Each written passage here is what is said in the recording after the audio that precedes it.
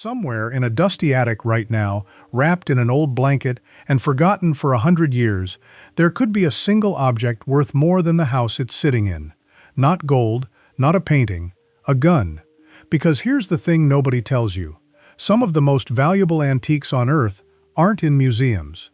They're rusting in barns, buried under Christmas decorations in basements, and shoved behind insulation in attics, passed down by relatives who had no idea what they were holding. In this video, we're counting down real families who went up to clean out Grandpa's attic and came down millionaires.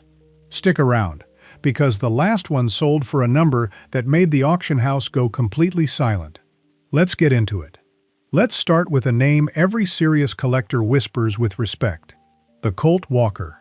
Made in 1847, only about 1,100 of these massive revolvers were ever built for the U.S. military and the Texas Rangers. It was the most powerful handgun in the world at the time, a hand cannon so big it barely fit in a holster. Most of them were destroyed in battle or blew up from overloaded powder, which means surviving examples are rarer than almost anything in the gun world. So imagine the family who inherited an old ugly pistol from a great-great-grandfather. It sat in a drawer for generations. Nobody thought twice about it. Until one relative got curious and brought it to an appraiser. That ugly old pistol was an authentic, matching numbers Colt Walker. At auction, top-condition Walkers have sold for over $1 million. One went for roughly $920,000. Another crossed the seven-figure mark, all from a gun that families kept next to their spare buttons and loose change. One drawer, $1 million. Now let's talk about what American soldiers brought home from World War II, because this one catches people completely off guard. When the war in the Pacific ended, thousands of GIs came home with Japanese swords as souvenirs. Most were mass-produced military blades. Interesting, but not life-changing. But some weren't. In the chaos of surrender, priceless family heirlooms, swords that had been in Japanese noble families for 5, 6, even 700 years, got mixed in with ordinary military gear and shipped back to small towns across America. And then they sat in garages, in closets, under beds. There's a now famous case where a family had a war trophy sword leaning in a corner for decades. When an expert finally examined it, the signature on the tang revealed it was the work of a legendary master swordsmith from centuries earlier, a genuine national treasure. Blades like that have been valued from the tens of thousands into the hundreds of thousands of dollars, and the most historically important ones are considered priceless cultural artifacts that entire governments want returned. The lesson?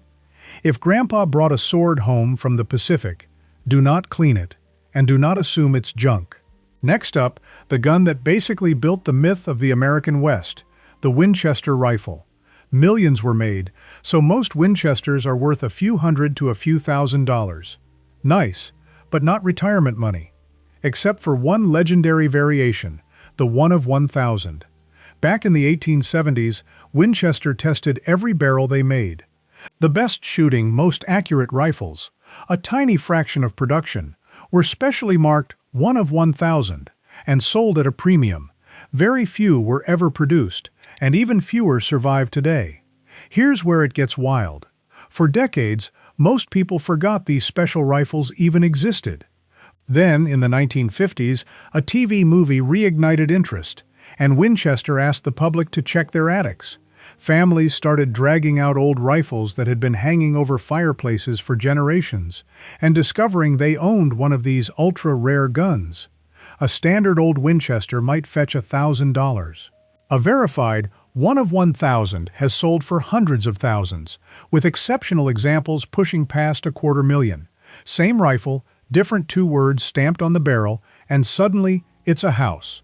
Let's go even further back, because the older it is, the crazier the story. Firearms from the American Revolution and the colonial era are some of the most sought-after historical objects in the country. A musket that a real farmer soldier carried at Lexington or Concord isn't just a weapon, it's a piece of the nation's origin story. And a shocking number of them survived by pure luck, hung on barn walls or shoved into rafters, and simply forgotten. Picture a family cleaning out a barn that's been in their name for 200 years. Up in the loft, caked in dust, they find a long, crude-looking flintlock musket. Looks like scrap. But the markings, the lock mechanism, and the wear pattern tell a different story. This was a genuine 18th century military arm, possibly carried in the Revolution itself. Documented Revolutionary War muskets and rifles regularly bring tens of thousands of dollars, and pieces tied to a specific soldier, battle, or famous gunsmith can climb into the hundreds of thousands. 2 centuries in a barn loft, and it out-earned the entire farm. Okay, this is the one I promised you. The rarest, most valuable antique firearms on the planet aren't just old, they're connected to history. And nothing drives the price higher than a gun that can be traced to a legendary figure. We're talking about early Colt revolvers with documented provenance, guns that can be tied by serial number and paperwork to famous lawmen, outlaws, generals, or historic moments of the frontier. When a family unknowingly holds one of these, and the paper trail checks out, the numbers stop making sense. The most valuable firearm ever sold at auction was a Colt revolver, linked to a pivotal moment in American frontier history. When the hammer finally fell, the price was over $6 million. $6 million. For a single handgun that, at some point in its life, was almost certainly just sitting in somebody's drawer. And that's the part that should keep you up tonight, because every one of these treasures spent decades being ignored, dismissed as junk, nearly thrown away, nearly lost. So here's my honest advice. If you've got an old family barn, an attic full of junk, or a basement you've been meaning to clear out, do not throw anything away until you've looked closely. Especially anything old and metal, especially anything a relative brought home from a war, and never try to clean, polish, or restore an old gun or blade yourself. Because on these pieces, that original untouched condition is exactly what's worth the fortune. Take clear photos. Find a reputable appraiser or a specialist auction house. Get it verified before you assume it's worthless. Because the difference between old family junk and generational wealth is sometimes just knowing what you're looking at. If this video made you want to go check your attic, hit that like button and comment below, what's the oldest thing hiding in your house right now? I read every single one. And if you want more stories of ordinary people who stumbled into extraordinary fortunes, subscribe. You won't want to miss what's coming next. I'll see you in the next one.